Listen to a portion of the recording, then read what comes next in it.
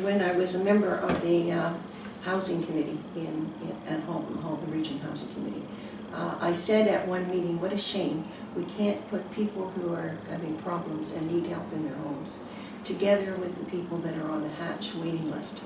The Hatch waiting list has over 4,000 people on it, and these are the people that need right geared to income housing. So I said, how could we put these together and help both, one find a home and the other to get help? And then someone from Canada Mortgage, Brent Barnes from Hamilton Mortgage and Housing, was there, and he said after the meeting, have you ever heard of HomeShare? So we were just starting to look into HomeShare when Heather appeared on the scene as a marvelous staff person for Burlington Age Friendly Seniors, and she was the person that looked into it and kept it going and did a lot of work on it. So Heather, thank you. Yes, so the Burlington Age Friendly Council, the Housing Committee, got involved with HomeShare and did some research, as Carole was saying. We knew there was a HomeShare running in Calgary, and did some research there and had them come out and do a presentation on what HomeShare was and what they were doing at that time. We knew that HomeShare would probably work quite well in Halton because the number of seniors that live on their own, in particular, and those looking for housing as well, and people who want to stay in their communities. They've lived here all their lives, they want to stay, they don't want to move from their home, but they may be finding it difficult to maintain the home. We also did some research and found out that in Newfoundland, in St. John's, Newfoundland, there's a HomeShare program, as well as Red Deer, Alberta, and Jonquière, Quebec, and in Hull, Quebec as well. And so that was really good in terms of just doing some research, finding out the kind of work they were doing. And their HomeShares were more geared for students and seniors together. It doesn't necessarily have to be that way. We also did research in parts of the States and in Europe, where we know there's a lot of HomeShare programs, quite a bit in the States. And I was able to visit a HomeShare program, HomeShare Vermont, in Burlington, Vermont. And so they've been running for well over 30 years now and have very great success in their HomeShare program. And we were able to participate in one of their meetings and to share lots of information and materials, which was very helpful. There is usually some money that is exchanged, but it's really just money to keep the house going. It's not actual rent, as we call rent. But what people do is they make the one that's moving into the home makes an agreement to do something to help the home owner.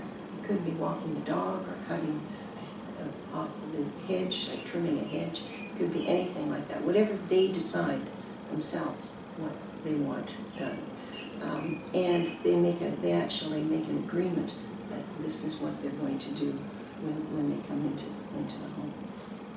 So generally, the home provider may say, well, I could really use up to 5 to 10 hours worth of work around my house every week, and it could be going grocery shopping, as Carole said, cutting grass, walking the dog, those kinds of things, or going to the doctor's appointments and assistance with that. Not personal care, but more just some help around the house. And so, as Carole was mentioning, home provider who has the house and the home seeker looking for a place would have some kind of agreement on what would work best. So it's really up to them. And in terms of rent, it's more of an accommodation fee, so it could be anywhere from $300 to $400 a month the home seeker may pay in exchange for some hours of service. And so really it's just that exchange which works out very well. One of the things that we wanted to do, we wanted to make sure that there was a staff member who could help match people so that they had similar personalities or interests, that type of thing. We wanted someone that could put the right people together. Then we also wanted this person to also monitor what's happening in the home. Going to visit the home in the first place, just to make sure it's a suitable home for anybody to live in. And then also to check. We thought of maybe once or twice a week to start out with by telephone, and then maybe a personal visit, that type of thing, in order to keep an eye on what is happening and if everybody is happy with what is happening. Do you want to come up with a challenge. Yeah, and certainly what we developed was a self-resource tool to start with. We don't actually have a formal HomeShare program right now. I'm sure there's some informal ones that are happening. So we developed a resource guide that would be helpful for people who are interested in pursuing this. And as Carole mentioned, certainly to have an overriding body that would kind of see, an organization that might see the matching and the screening and the application process as well as the monitoring is important. So the challenges are that I think is the personality, making sure that you know, people are going in it for the right reasons, because it is about relationships and it's a mutual benefit to both, so that's very important. And that the agreement is settled, that they kind of have an understanding of what each other's needs are. It's really important. So that's really crucial, as well as doing some initial screening, making sure that both the home provider, you know, has some screening as well as the home seeker, and that's through references and police checks or whatever, you know, is decided upon is crucial.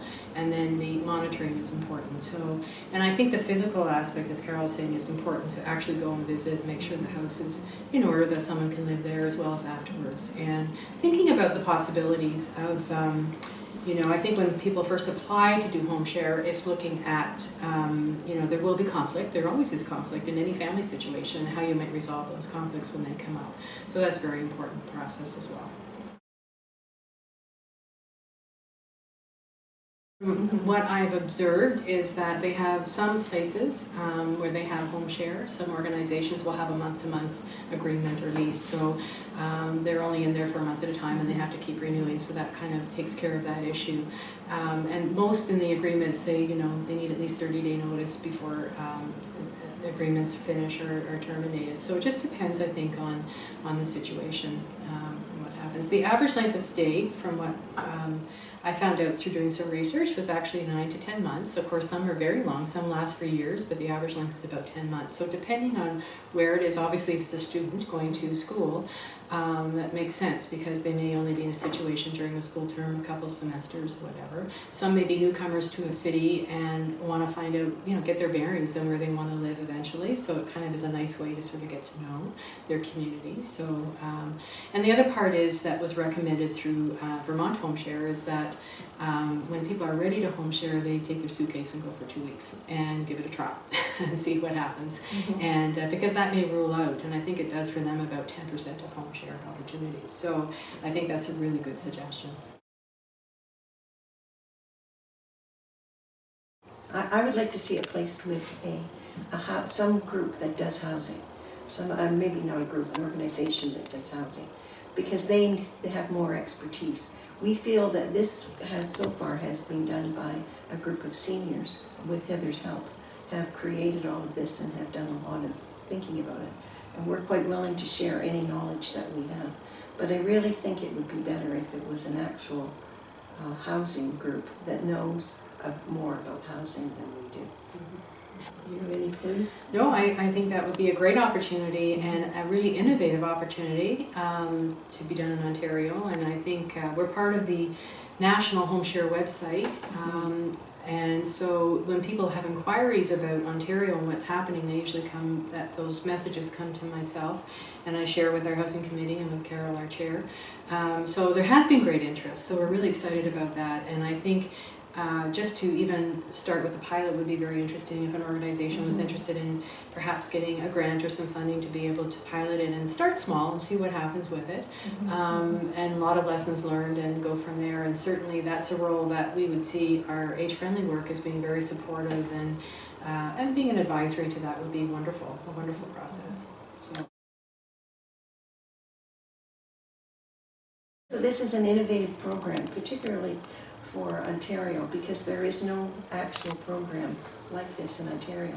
And yet, I think we have to start thinking outside the box to do this type of thing in order to solve the problem for all of the seniors that can't find a place to live, or else are putting so much money into wherever they're living that they don't have proper food and other things. So I think it's something that's got to come, and I'm hoping it comes sooner than later. Yeah, and I agree, and I just, lastly, I think it's a wonderful, innovative idea, but I do need to say, and Carole and I always say this in our committee, which has worked very hard on all of this, that it's good for many, but not for everyone. So, because that's usually a comment we get is that, oh, I couldn't do it, there's no way I could consider it, and we're not saying that it's for everyone, but for certainly for many people, you know, it would be a wonderful opportunity and a great experience, I think.